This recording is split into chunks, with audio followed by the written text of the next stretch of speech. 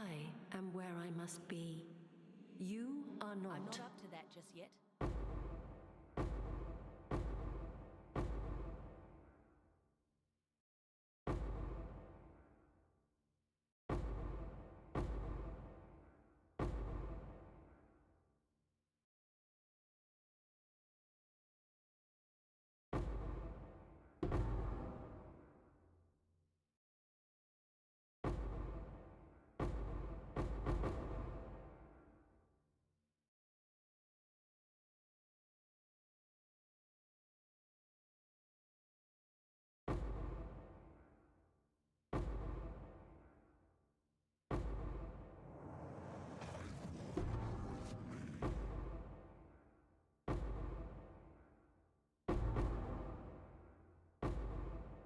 My mana is gone.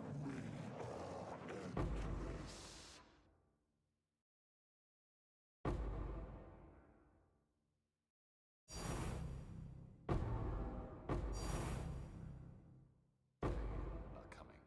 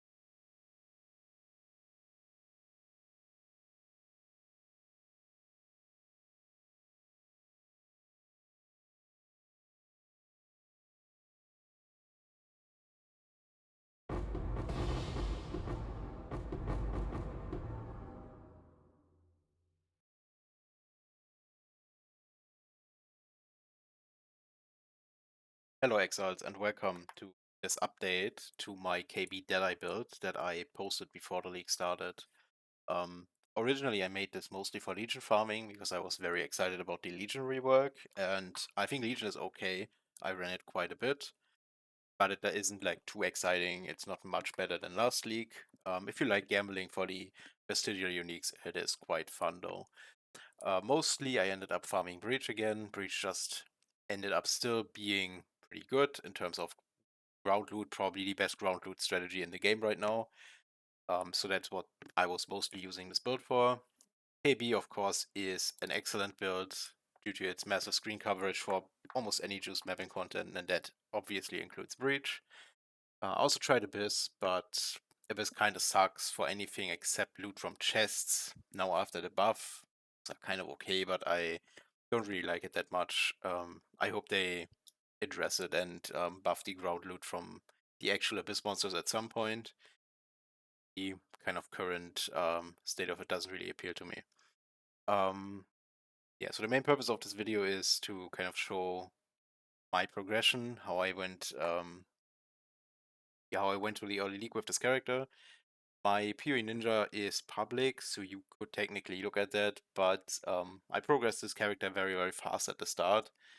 So if you want something a bit more granular than going from a very starter setup to Headhunter within one day, I will make this, I will outline this a bit better in this video later. Alright, so here we are at the kind of first setup that I was running when I just swapped to the build. I already said in the original video before league start that I don't think you should swap to Kinetic Blast too early. There are other setups that you can use, specifically when you want to play, or when you're fine with playing Warden instead of Deadeye at the start. But I didn't do that. I played a different build. I played Poison Concoction until I was at pretty much this exact level. There are other builds that you can play on Deadeye even, such as Lightning Arrow, that can get you to this point. But I don't think you should swap to Kinetic Blast too early. Getting your Inspired Learning, your first Inspired Learning is kind of the main point where I would recommend you can swap over. Alright, so what's the rest of the gear looking like? We're using Piscators here. This is actually a pretty shitty wand. It's just really cheap, and even though since 2 leagues ago we have special wand bases, like the Kinetic Wand, that cannot roll caster modifiers, crafting a good attack wand is still pretty painful, so Piscators is oftentimes still a pretty solid option early, if you don't want to spend too much on your wand. Ash's Mirror, this is actually kind of the centerpiece of the build, I would almost say. One thing that Wanderers really struggle with, especially early on, is getting flat damage. Wands count as one-handed weapons, and one-handed weapons have lower damage rolls than two-handed weapons, which makes sense. Now, especially if you're using Piscators, which has no flat damage at all, you need other sources of it, and Ash's Mirror is really, really good because it gives you a temporary flat lightning damage buff whenever you kill a shocked enemy. Lasts for 4 seconds, and this can stack infinitely. If you're doing very juiced maps where you're killing hundreds of enemies per second, you are getting absurd amounts of flat damage from this. Once you have this item and like a somewhat baseline amount of damage, enough to like kill normal packs, you have enough damage to comfortably do tier 16 maps, to basically anything in tier 16 maps. This thing just carries your DPS, and this thing's actually so good that, short spoiler here for the later setups, we're actually never swapping out of this, right? Like, this is our endgame shield, and it's pretty cheap. For the helmet, we're using the Fledgling. This is the kind of same thing again. We're also never switching out of this. It is a really, really good helmet, and it's also really easy to get.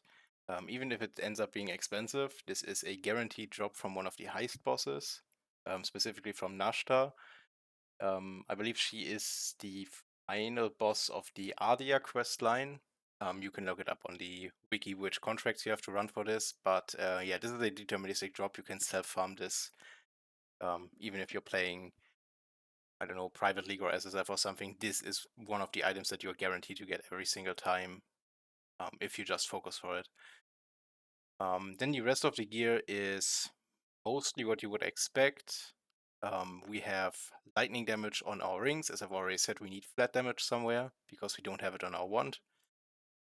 We also have lightning damage on our amulet. And then our armor items are mostly just, defenses, life, resistances, just so that we get kept. I'm actually way overcapped. I was actually way overcapped with this set of gear here, so you can actually get away with slightly worse items overall.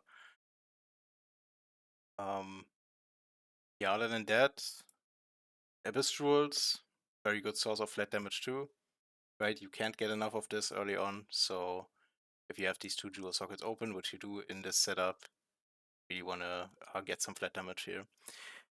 Now there's one change to this compared to last league.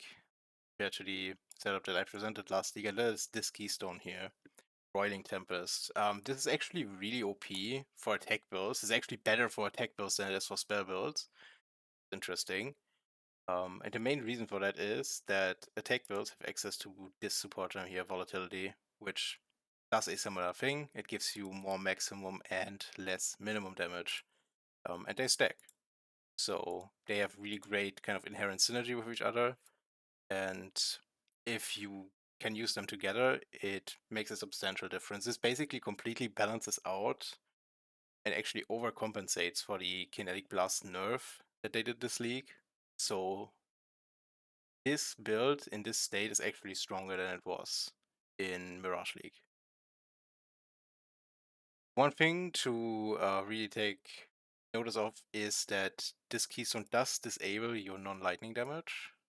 So really want to make sure that you do not have cold or fire damage on your gear and have lightning damage everywhere. Other two elements would just be wasted. If you end up with a gear set that has a lot of cold and fire, maybe even you have a rare wand instead of a Piscator's that has cold or fire damage, then you could forego taking this keystone and use Trinity support in your links instead of volatility. But I think this is actually a pretty solid thing to take early on. It was really noticeable that the damage was very, very good. Big thing obviously is that because Ash's Mirror gives you lightning damage, this is also scaled by the keystone. So generally I would think using a pure lightning setup with this is preferred at this stage.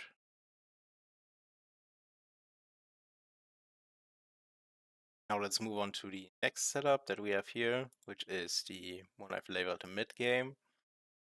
Biggest difference from the last one is that we're using 2 inspired learnings here. The second inspired learning really makes a big difference. You want to get this. I don't recommend farming with just 1 inspired learning until you have Headhunter. I would really recommend getting the second one. Other than that, we are using a rare wand on this setup instead of Piscator's. You actually don't have my real wand that I had in League here because I got really lucky with a craft early on and had something much better than this, but a wand with just tier 2 lightning damage, tier 1 attack speed, and multi-mod will be perfectly fine at this stage.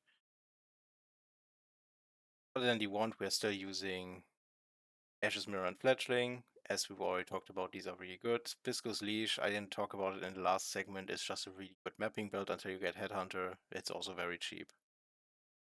Death Rush, if you can get one for reasonably cheap, early on they can be somewhat expensive. This is pretty insane. It basically gives you permanent adrenaline while mapping, which is really, really good. It gives you damage, gives you speed, gives you defense, everything you want basically. The other ring and the amulet is still the same concept. We still need a lot of flat damage at this point, and yeah, that's where we get it. Same with the jewel here. The necrotic armor that I have here is substantially better than the chest piece I have on the previous version. I will go over how to craft this armor and the wand at the end of this segment. What you want on here is basically just as much evasion and ES as possible, and maybe if you can get a bit of resistance or attributes on these suffixes.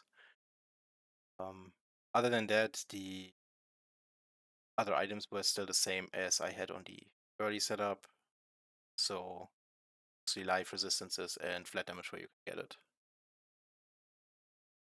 The tree is also pretty identical. This is still using the Rolling Tempest keystone. As I already said, this is really good. And yeah, this is overall just an improved version of the previous setup in pretty much every way. It is tankier, it is faster, it does more damage. And at this stage, it is pretty good at handling even moderately juiced content. You can do kind of entry-level breach juicing with this, for example, on originator maps with Wisp Scarabs. I wouldn't go too overboard with it. I would want Delirium Orb max if you're running this, if you're running on this loadout. Anything more than that, and you're really starting to struggle on damage. But obviously, the build can scale way higher than this, and we'll get to that once we are at the next step of progression. But for now, I'm going to explain the crafting for required items on this loadout. Okay, so for the first craft, which is the wand, we're doing this with a combinator. We're also doing the body armor with a combinator, but I'm gonna kind of demonstrate how this works. You need a lot of alterations. This might not even be enough. Might have to buy ones at some point, and you are literally just going to these wands until you have tier 2 lightning damage or tier 1 attack speed. Hit 1 attack speed, 1 here, we save that somewhere, and then we keep rolling. We need quite a few bases on this. If we were only rolling for a 2-stat wand, it's not that bad. So yeah, we will just keep going here until we hit another amount of lightning damage. We have hit attack speed again, we keep that. And you just keep going until you have one with attack speed and one with lightning damage. Yeah, I'll make a cut here until and get back to you when I actually hit the lightning damage. This will take a few hundred alterations, and I'm gonna save you watching that. Alright, so we are back. I did hit the lightning damage, tier 1 even. Tier 2 is enough, I just got lucky in this case. And what we do now is we are taking this to the recombinator. So it is important here that because we are recombinating a suffix and a prefix, right? Lightning damage is a prefix, attack speed is a suffix, that you do not have any other modifiers on your wands, right? They both have to be 1-stat wands. In fact, if you hit something like tier 1 lightning damage alongside another mod, it is oftentimes worth printing this with the bestiary using this beast right here, the Crake Croaker. Used to be called Crake Chimera. I don't know why they renamed that. And then you can basically imprint a null until you have this isolated. Now these things are actually pretty expensive at this point, so I'm not sure if this is worth it. But early on in the league, these are pretty affordable, and it is definitely worth it, especially for saving your sanity. Use imprints to kind of save a high roll lightning damage like this. Anyway, so let's assume you have these two wands, right? Attack speed, lightning damage. You just put them in the recombinator. You enable the unpredictable recombination, and then you just go. We got really unlucky here. Not only did it not succeed, it also deleted our lightning damage. That is very unfortunate. It is roughly a 1 in 3 to hit this. And there's nothing really you can do. Yeah, increase your chances here. You kind of just have to keep going until you hit that. If you are successful, you'll have something like this. This is a leftover craft that I still had from when I crafted my original wand. Once you have this, you can just go to the crafting bench, put 3 crafted modifiers on here, then spell damage, right, this mod right here. Do not put spell damage and non-chaos as extra chaos, because we are using Roiling Tempest. The extra chaos does nothing for us. And then of course we need some crit chance. Put the crit chance and strength int as the third craft. I'm not gonna do that. I'm not gonna waste divine orbs now. Showcase this, but that is how you would craft a wand like that. And ideally you don't get unlucky and lose the lightning damage like I just did. Alright, now how to craft the necrotic armor. Essentially same concept, except we're going for a 3-stat item here. And we do not care really what is on our suffixes, so we don't have to or imprint or anything, no matter what we hit there. We can just always remove suffixes later after we are done with prefixes. So once again, go back to alt spamming on our necrotic armors until we hit any of the tier 1s for the defensive mods. There are multiple different ones. There is percent evasion energy shield, there is that evasion energy shield, and then there's a hybrid mod that also gives percent alongside stun and block recovery. So this here is the hybrid mod. This here is the flat mod. And I'm pretty sure I already have, yeah, this one's left over from a previous craft, which is a percent mod. Basically want these 3 prefixes on 1 armor, and the concept here is, as you might imagine, we're smashing this together in the recombinator until we hit it. However, because we do not care about suffixes, and the mods are a lot more common than lightning on our wand, this is actually way easier to hit. And you can use a crafting bench trick to kind of reduce recombination costs. You can just craft a low-level suffix, like 16 fire res. This will substantially reduce the amount of dust that you use when clicking the recombination button. Alright, now we go and see if we hit this time. We want to keep, obviously, the percent and this hybrid mod here. Did not keep the percent, we kept the hybrid mod because the defense mods are all similar rarity. They're all similarly difficult to roll. It doesn't really matter which one it keeps. Just keep basically sending this. And eventually you will hit a 2-stat armor. This one either.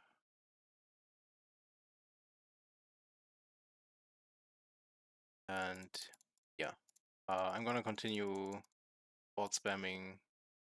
It's another hybrid that is not useful right now. Hitting a lot of these. It's unlucky. We need, obviously, I think I rolled over something there.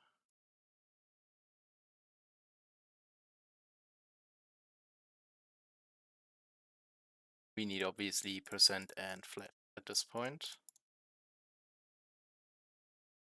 Right, this is tier 1%. Again, go next. Once you're at the point where you have like a lot of these bases of one type, I would pick out the one that has like the highest roll on it. Because when you're doing recombination, it does keep the exact roll, right? So if this transfers, it will keep 42% on the evasion and energy shield. Right, so we put this back in.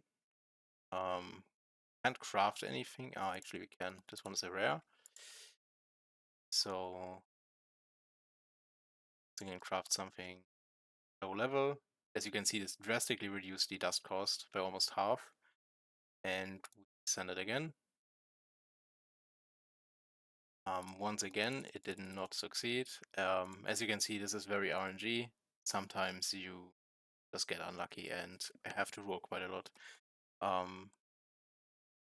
So yeah, now I'm gonna have to buy more bases, and I'm gonna be back in a moment once I have a few more of them pre-rolled.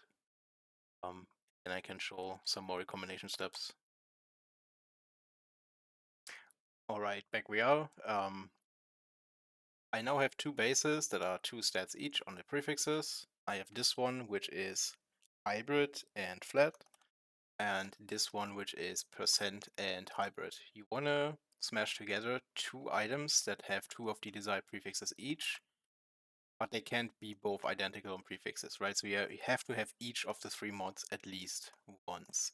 So we take these 2, right? They were made using the exact method that I just outlined. Just keep trying until you eventually hit the prefixes, and we put them together. We could craft suffixes on here. It doesn't really matter for me. I have like infinite amounts of gold and dust at this point.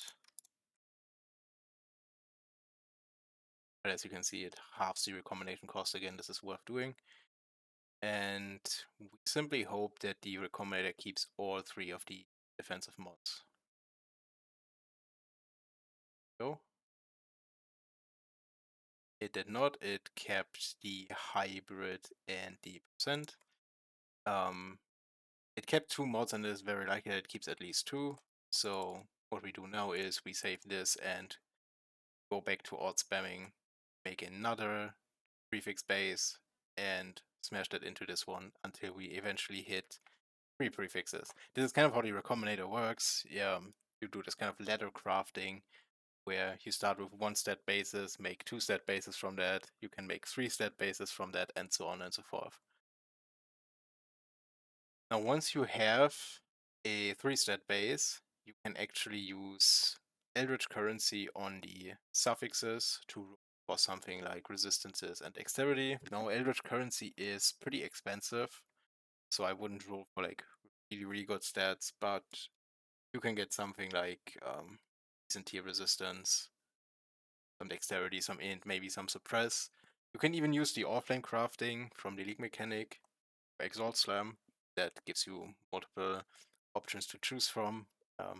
Significantly increases the likelihood that you actually hit a good suffix. But yeah, this is basically how to craft a necrotic armor like this. You just have to get lucky when you hit the Recombinator that you actually keep all three prefixes, and then you do Eldritch Chaos Orbs, Eldritch Annuls, and Exalt to do suffixes until you hit something decent. Alright, back to PUB. Now, this next setup is kind of the first real juicer setup, because this is the first setup using Headhunter. This is the best in slot belt for this build, completely uncontested. Pretty much any kind of projectile-based mapping build uses Headhunter at some point. It is just insane. If you've never played with Headhunter, this is one of builds to use it with, I would say. So yeah, this is definitely an item that you want. It is obviously appropriately expensive, but this is a relatively endgame version of the build already, so it's the point where we start kind of heavily investing into it. The wand is also slightly better than the one on the previous setup. It is now a 3-stat wand with multi-mod instead of just 2 stats, but the crafting concept is basically the same, except as I've already explained with the necrotic armor, the way you do crafting with a combinator is that you make 2-stat bases, smash them together until you get a 3-stat base, and this is how you make this wand as well. That is just the base concept of the combinator in general. Other than that, the necrotic armor is still the same, the gloves and tree is still the same. Boots. These boots are really good. I crafted them because I dropped a fractured base for them. I will explain it later on Craft of Exile, how to make these. Not that difficult actually, but will cost something. And then other than that, yeah, the jewels obviously have changed. Reason for this is that inspired learnings do not stack with Headhunter, so we can put something else here. I really like putting a Light of Meaning in this slot. As you can see, this gives 23% more DPS. This is really difficult to beat, even with a very good Timeless Jewel, right? So usually you would put your Lethal Pride here, but I actually think a Light of Meaning is pretty good in this slot specifically, and any Timeless Jewel that even comes remotely close to adding 23% more DPS will be substantially more expensive than this jewel. If you want a Timeless Jewel, you can put it in this slot. I still just had an Abyss Jewel here, but if you can get something that has double damage at least, it's probably worth just putting it here. I didn't, but it is a good option. And then the rest is still what we are used to. So yeah, the tree is also still what you would expect. It doesn't really change that much from last setup to this one. The one thing that gets interesting now is that we can now use Greater Fork. Right, you can use that on earlier setups too, but you have to remember that you have to drop one of your main links for that. If you're fine on damage, go ahead. But this is kind of the first loadout where I would say your damage while mapping is so overkill due to Headhunter that Greater Fork is now like a really strong option. You would have to make a decision which gem to drop. It is probably critical damage. Even though it is better than invert the rules in PoE, trust me, you do want this gem because it allows you to ignore resistance modifiers on maps and rare monsters. So invert the rules is just kind of OP. So instead of crit damage, you can get Greater Fork instead. If you're running Greater Fork, you also do not want these Pierce nodes here. You want a spec in split shot or alternatively you can anoint split shot on your amulet and then just save these 3 points, put them somewhere else. So yeah, this is basically the kind of final version of the lightning build, right? This is still using Roiling Tempest. This is almost debatable if this is worth it at this stage. Maybe because Headhunter, even with just the Pillar for base physical damage on a kinetic wand, Headhunter does give you a lot of fire and cold. So almost debatable where to unspec this. This still felt better on this version though. So I would still recommend keeping this. And again, Ash's Mirror still heavily carries you. This is actually a Foulbound Ash's Mirror, not the regular version anymore. The only thing it does is that it makes you immune to Reflect. It's not that important anymore, but if you're hitting these double Reflect maps, you can still die from that, so having something like this to just make you immune to it, immediately solves the issue. And it still has the mod that we want. With the flat lightning damage, we are only losing the lightning resistance, which you can just make up for in other slots. So yeah, this build can handle pretty much max juice on breach. I wouldn't go to like 100% deli. That is still a bit out of scope of this build.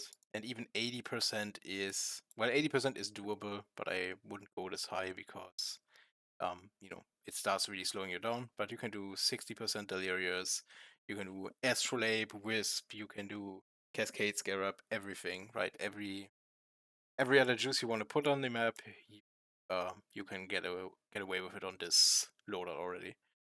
So yeah, I'll now show you how to craft the boots, and then afterwards we are gonna go towards kind of the final or kind of penultimate setup that and let's kind of bring out the really big guns for the absolute maximum amount of juice that you can basically put on the map right now.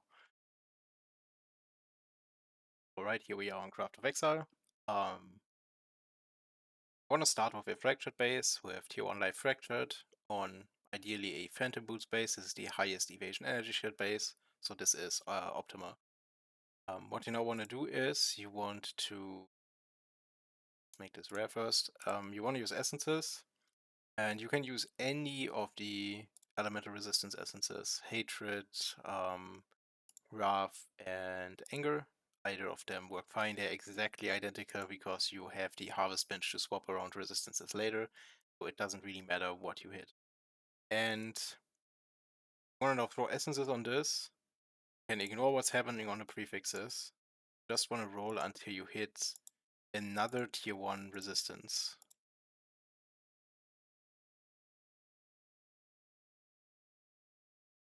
This can take a while, but resistance rolls are not too rare, so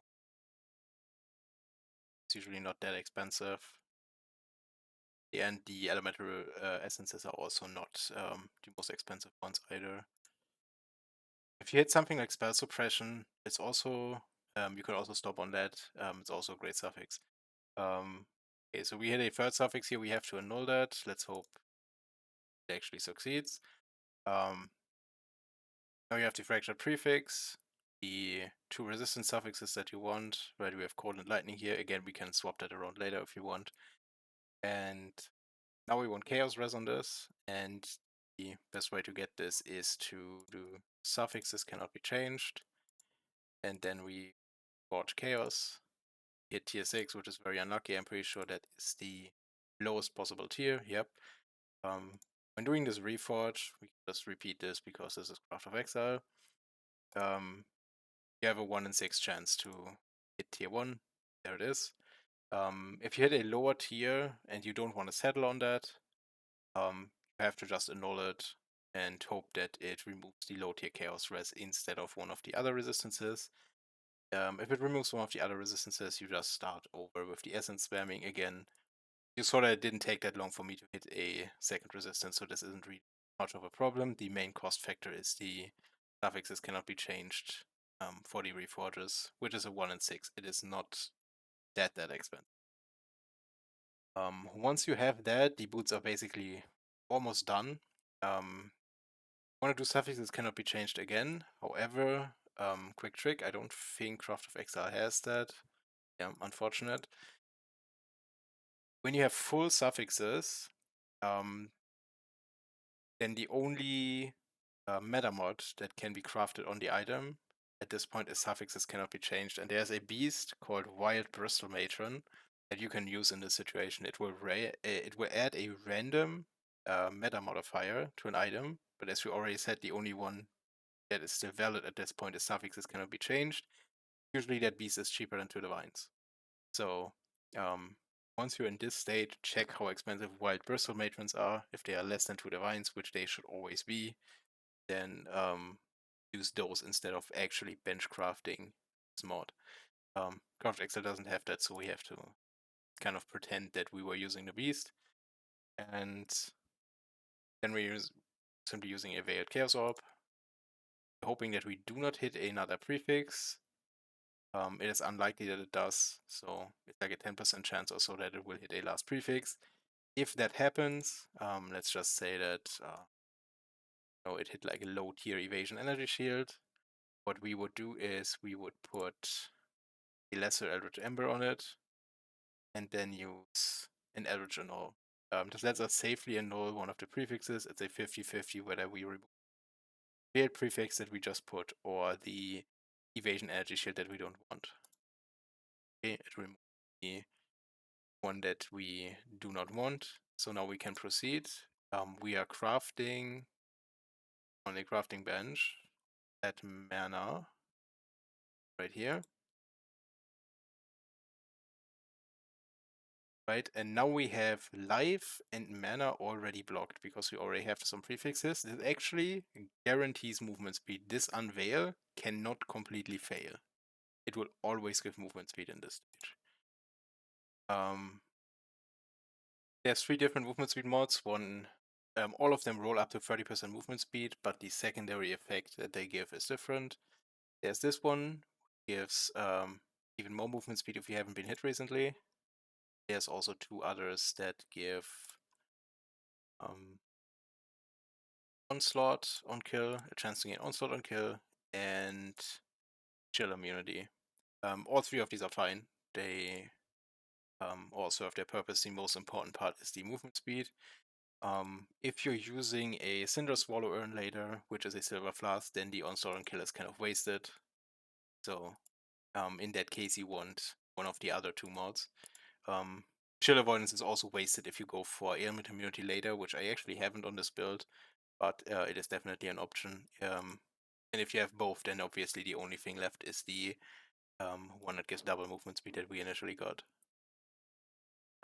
Yeah, this is basically how we make the boots. After that, you just do the average implicits. Ideally, you want to elevate the action speed at some point so that it is 6%. Then the decraft is actually pretty simple. Also, you have to change the benchcraft here real quick to something more useful. Evasion energy shield.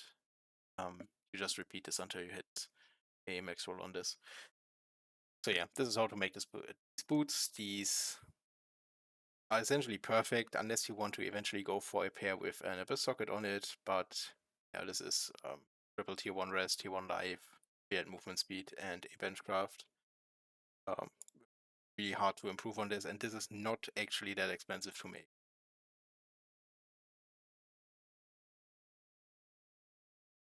Alright, now we are at kind of the final setup.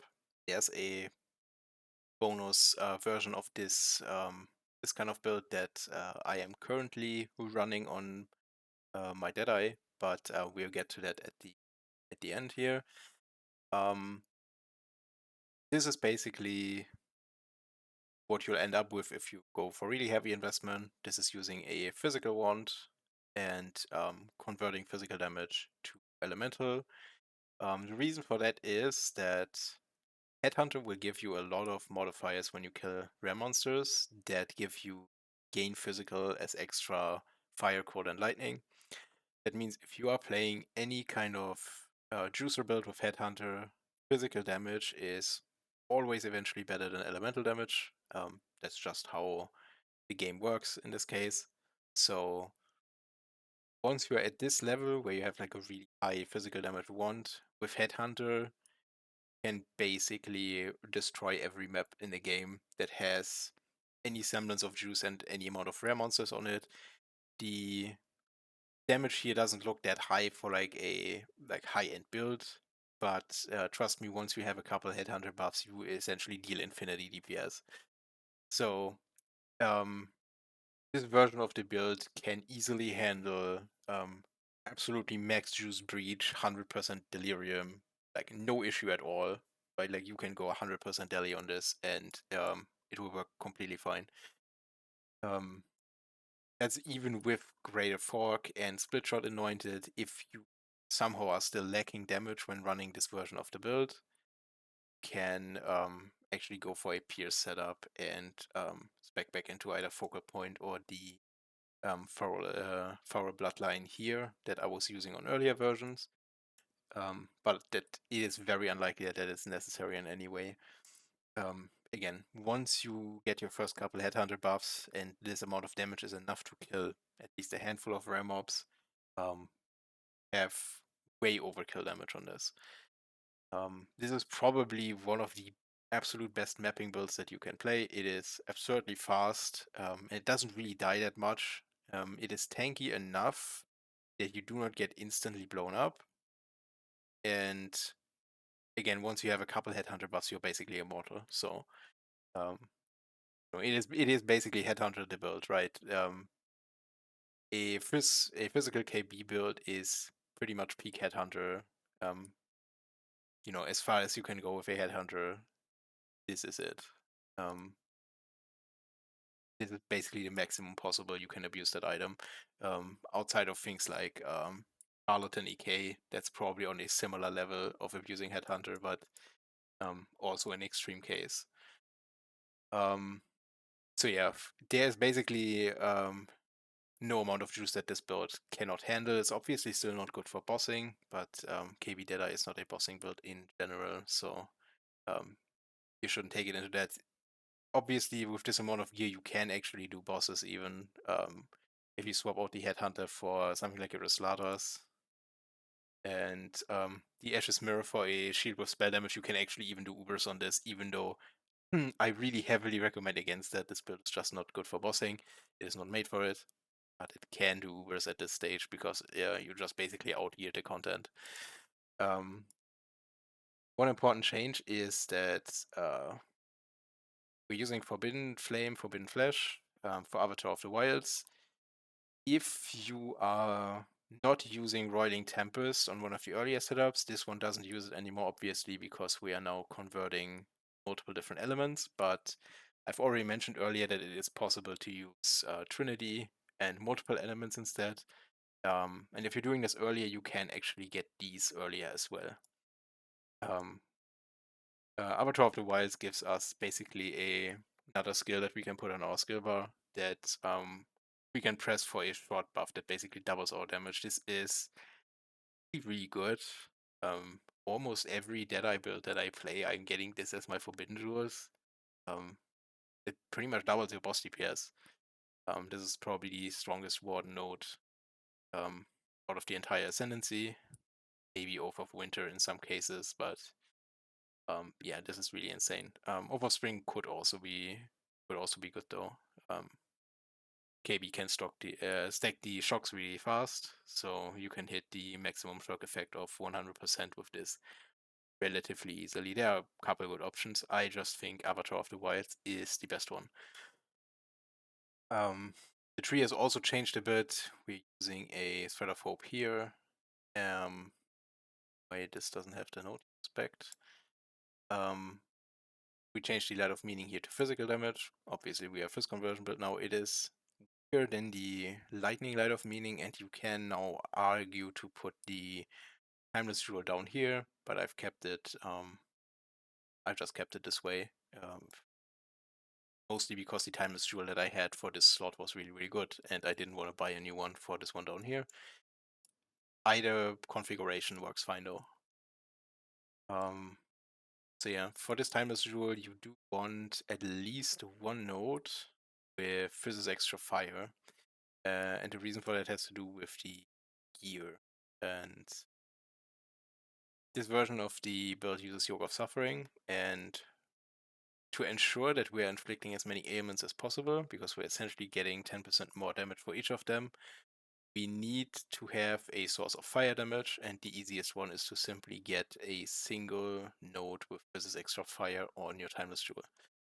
Furthermore, we are also poisoning via this tattoo, 5% poison chance, and bleeding with this node right here. 10% attacks have 10% chance to cause bleeding. Make sure you can actually inflict these ailments, and this is very important. You must ensure that you do not actually convert 100% of your physical damage. I believe this build right now converts 97%. I could divine my gloves so that it's 99%. That would be optimal.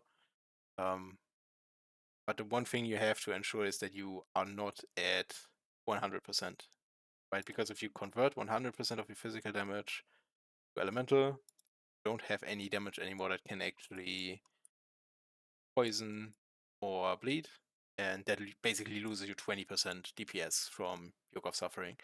So that's very important. Yeah, at this point, some of the gem setups also change. I didn't go over them in the past setups because they are relatively straightforward. I think it's pretty obvious what they do. This one is a bit more special, I would say, so I'll go a bit more in depth here. The one weird one to most people is probably this one, this weird Guardian's Blessing setup. I actually think this is pretty underutilized. I think this is really good. How this works, essentially, is that you can attack enemies. The Herald of Purity will spawn Purity minions, and then you can click your Blessing, which will then put Hatred on you. Now, Guardian's Blessing usually requires you to have like regen on your minions or resummon your minions, but Herald of Purity auto resummons whenever you hit or kill something, so your Blessing is just always up so long as you are in combat. This essentially gives you 35% aura effect on Hatred and Herald of Purity for free, because this entire setup, which gives you both the aura and the Herald, costs 50% reservation, which is the same as just Hatred by itself would cost. This does add another button to your build. If you do not want that, do not use Herald of Purity and Guardian's Blessing, just run Hatred by itself. Simple as that. Next point is that this version of the build is running Animate Guardian. Mostly because I just have gem sockets open, right? If you want to make Abyss socket gear to make better use of this, go ahead. I didn't really bother. This build is already so overtuned for the mapping content that is currently available in the game that I didn't really feel like it is necessary. My Animate Guardian here is not in PoB right now. I will show it to you in game in a second, and then I can also show the way the Herald of Fury blessing setup works. And then at the end, I will talk about how the wand and gloves are crafted in this case. Right. So my Animate Guardian gear, right click, is Kingmaker, Doppelganger Guys, and Deercast. These two items just give damage. Kingmaker also gives a bit of defense and rarity. It's just a really, really good item to put on your AG in general. Doppelganger Guys is basically required to make this thing survive on a non-minion build. It is pretty survivable overall. It dies very occasionally while doing just mapping. I'll just resummon it for the next map in Hideout, and everything's fine. The buffs from the Animate Guardian are still high uptime even when I do full juice, so it is still worth running this. And the boots and gloves are mostly to cap it on resistances and give it some more regeneration rate, so that it can use the recovery from Doppelganger Guys a bit better. Alright, now let's show really quickly the blessing setup. So as you can see right now, my hatred is not active at this point. It is on my skill bar, and I do not have debuff right now. if I click it right now, nothing happens. Right, my hatred doesn't turn on. So what I do is I kill stuff. I give you to the earth. Right, now I get Herald of Fury minions. And now I can take my hatred. And it's on. And if I continue in this map now, we'll see that even though this is not a juiced map, this is not like good density or anything, my hatred will very likely not drop for the rest of the map until I actually like start looting stuff I'm not up and to stopping that just combat. yet. Right, so this is not something that you have to press every 2 or 3 seconds. It's something that you can just press once at the start of the map and then you'll have it up for most of it. Already you press it whenever you enter combat after, you know, pausing for whatever reason. Yeah. As you can see, my hatred is still active. I haven't pressed it again, and yeah, it's not like super button intensive. You just have to kind of get used to pressing it every now and then. But yeah, it is a pretty nice tech that I think is pretty underutilized. This actually works on almost any physical conversion build that hits reasonably fast. Not exclusive to KB. It's not even exclusive to attack builds. So yeah, I can recommend you try this actually out on other characters as well, when this kind of fits. All right, let's get to the physical wand craft. This craft is pretty expensive, so I would recommend getting an over quality base.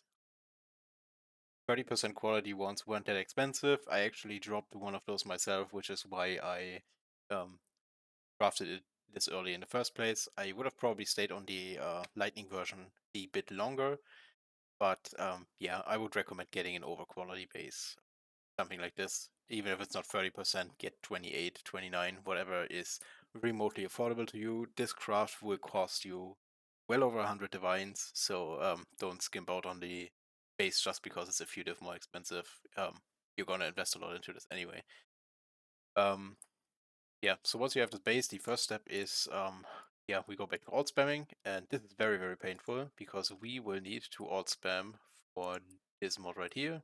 1% physical damage. This is like 4,000 alterations or something. Have fun with that. I will not do that right now here on Craft of Exile. I will simply pretend that I just hit it. Once you have this on the kinetic wand, actually want to divine this. Perfect. I actually didn't divine mine to perfect. I only divined it to 178%. I will just do it, like, just divine it to 179, and otherwise it just kind of looks ugly. And obviously, our next step is that we want to fracture this mod, so you cannot divine it later, you have to do it now. And yeah, so now we just get 4 modifiers on it so that we can fracture it. This is one of the crafts where I heavily recommend that you're using the Orphan Crafting Fracture. That substantially increases your odds that you actually hit this. Yeah, you just try until you hit the physical damage. If you don't hit the physical damage, then yeah, kind of tough luck. You have to buy a new base, right? Like a new over quality base, and you can use the Recombinator in an attempt to move over the physical damage, so you don't have to do the alt spamming again. But yeah, failing the fracture here is kind of painful. Just don't do it. I failed it twice, and it wasn't very fun. So yeah, I actually had to buy 2 more bases and couldn't use the one that I dropped myself. Okay, so let's say you have this fracture. What do you do next? Well, you will do essence spamming again. In this case, contempt for flat physical damage. And you are going to spam essences until you hit this hybrid mod, increased physical damage and accuracy rating. And as you can see here, higher tiers of this are very low weighting. You are going to use probably thousands of essences on this. Even if just rolling for tier 3 is like 800 essences or something on average. If you're rolling for tier 1, it is 4,000 something. It is insane. So be ready to spend a lot of currency on essences and be ready to go insane because you are going to click the essence button quite a lot. Okay, so let's say that you did that. and you hit, tier 3. That's what I settled on mine, right? Like you hit tier 3 of the hybrid mod. What's next? Well, you do still need attack speed on the wand. That is non-negotiable, and the only way to get this is to do prefixes cannot be changed, and either you can reforge speed until you hit tier 1 attack speed. It's like a 1 in 12 or something, similar to that, so you have to do it quite a bit. Because projectile speed unfortunately has very high weighting on wands. So you're not always hitting that, and whenever you hit actually a 3 suffixes, you have to annul it. You can use the Oriflame crafting for that as well to increase your chances. It does add a lot of intangibility to the item, which we may need to have at a low level later. So if you're settling for something like tier 3, it may be better to just YOLO annul this, to be honest. But yeah, you essentially just read this prefixes cannot be changed, reforge speed, until you hit tier 1 attack speed, which can take quite a while, and it is very expensive to.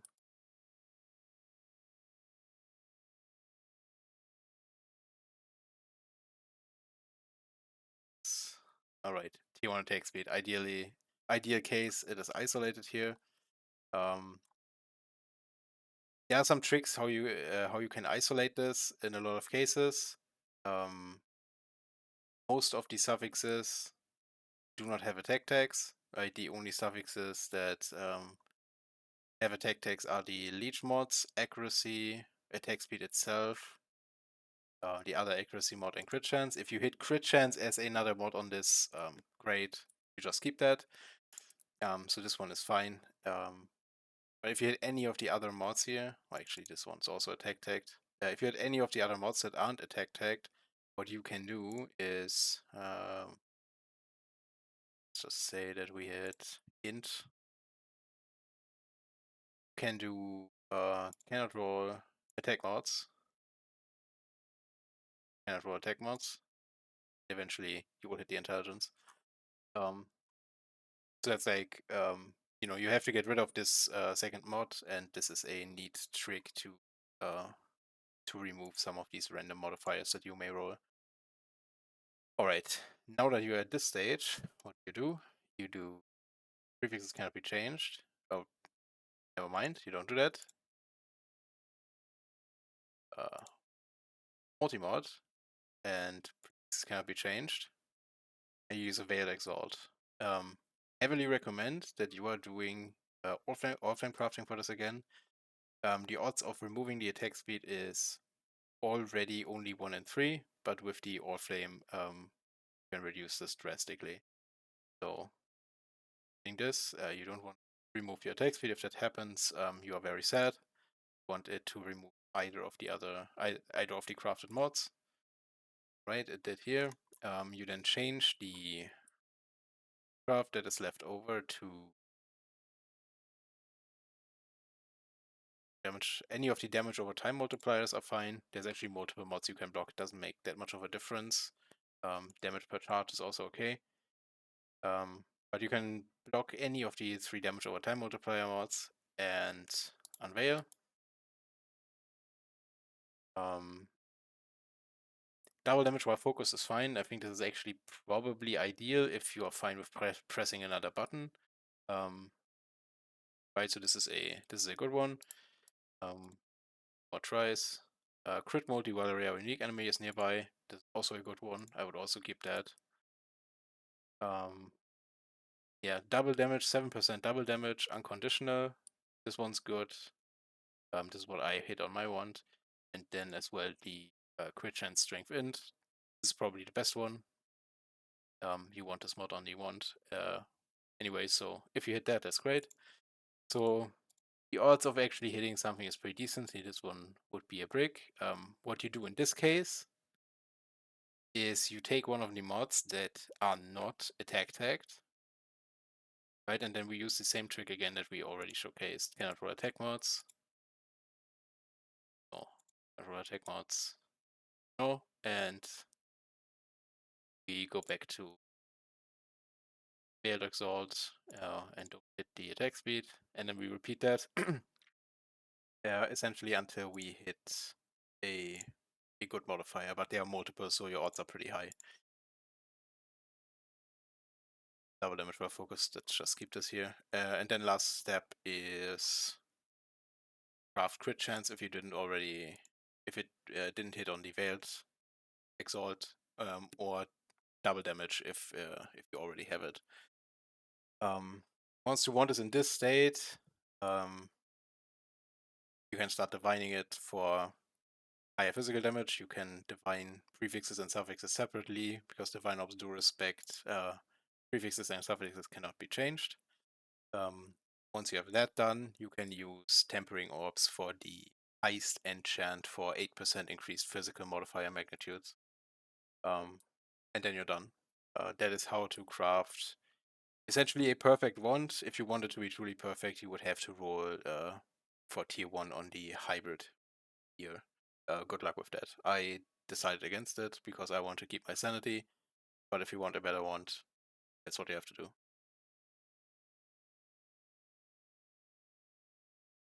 Okay, now lastly, how to craft the gloves.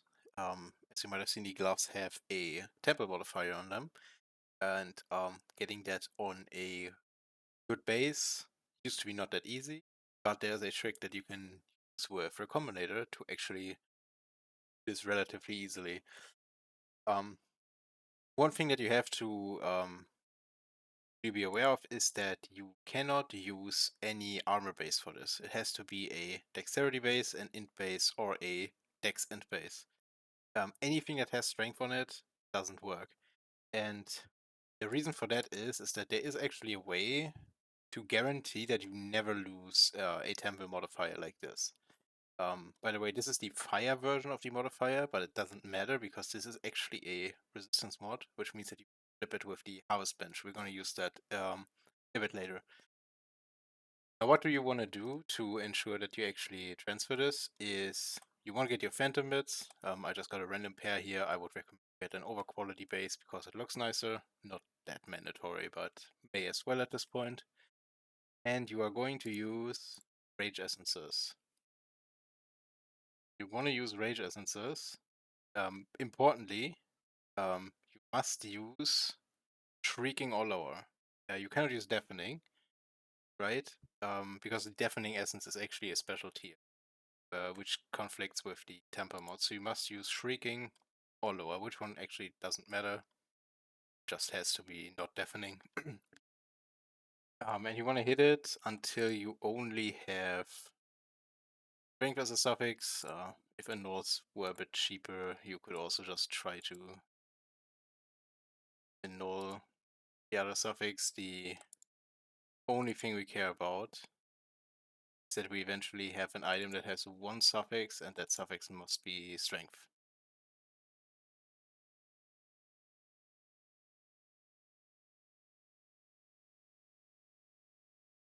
It really doesn't want to cooperate here.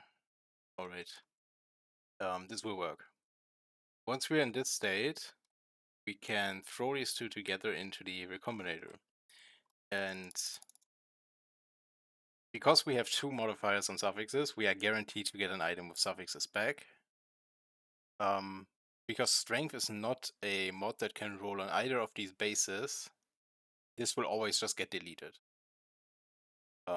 Which means that it essentially forces this modifier to stay no matter what, right? So worst case that can happen here is that our temple gloves with the isolated mod stay as they are, and best case is that we transfer over this modifier to our phantom mids. Unfortunately, it didn't transfer, but as you can see, we kept the temple mod here. Yeah, I can just buy a couple new bases and basically repeat this over and over again. Same process, rage essences until one suffix, smash them together, and eventually you are going to hit the temple mod on your phantom mids. Yeah, one other trick is obviously when you manufacturers, let's just pretend that these are the proper gloves. Right, so let's say you have successfully transferred this mod.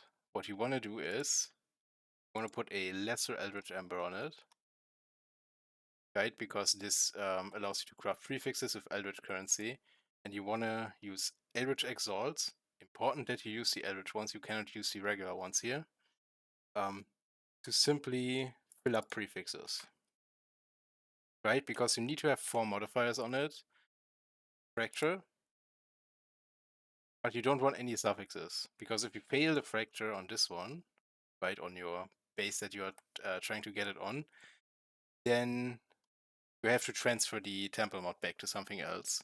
And if there's nothing on the suffixes, we can just use the same trick that we already discussed again, put it off to a new base, right? So just make sure that you never put on any suffixes, and the temple mod can never disappear from your gloves.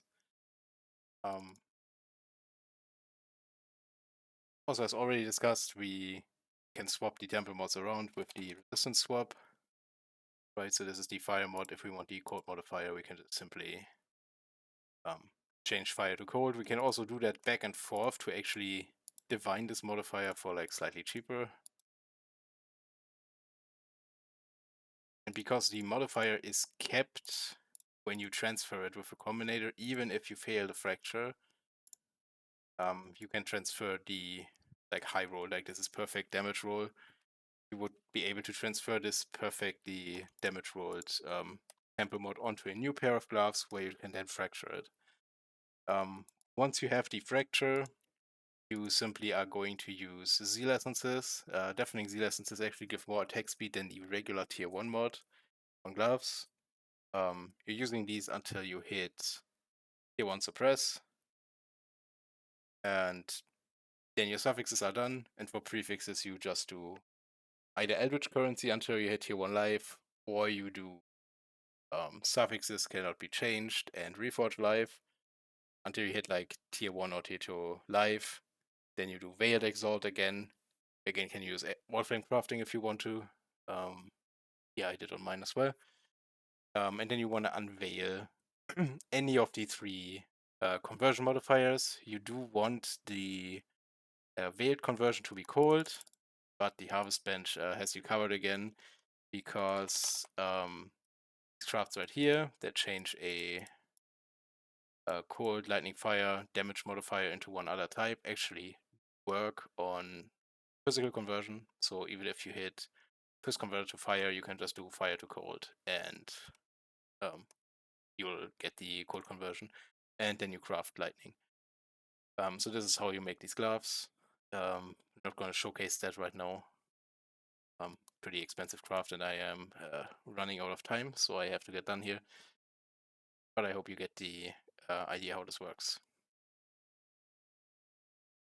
Alright, and now as a kind of final step, I wanted to go over like how you can take this build further, how you can scale Kinetic Blast further. I've decided to go with the route where instead of stacking more damage, because as I've already said, the physical conversion variant of the build that I had was so overkill, even for really just maps, that I didn't really see the point in investing further into more DPS. So instead, I just started getting rarity. This is like the one point in progression where you can justify switching out Fledgling, in my opinion.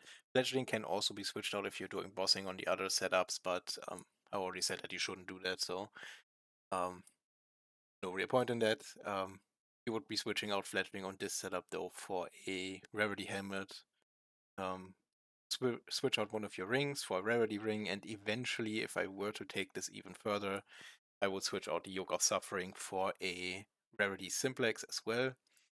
You would also switch out one of your flasks for a gold flask, and maybe even, I actually have it here, one of your links for item rarity. I actually think I dropped the Awakened Fork. I think it's better to just drop a damage gem, because even with this setup, with like 300 rarity total, this still handles juice content really well.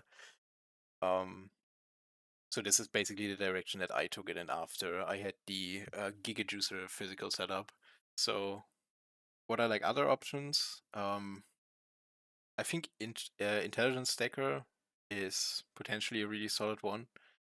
The Rolling Tempest Keystone that we used on the earlier setups is actually a big buff for Instacker too. And it actually means it's so that Instacker is like the one kind of high-end variant that didn't really get nerfed from the KB changes this league. Because again, this completely balances that out because you're just getting the damage that you've lost back for a single point. The other option would be Strength Stacker, but I think you should be playing that on Jug, not on Deadeye, so I'm not going to talk about that. And maybe another version that I could imagine be good is going with like an 11-link wand and a squire, and then using Shroud of the Lightless and just stacking Abyss Jewels for penetration and flat damage.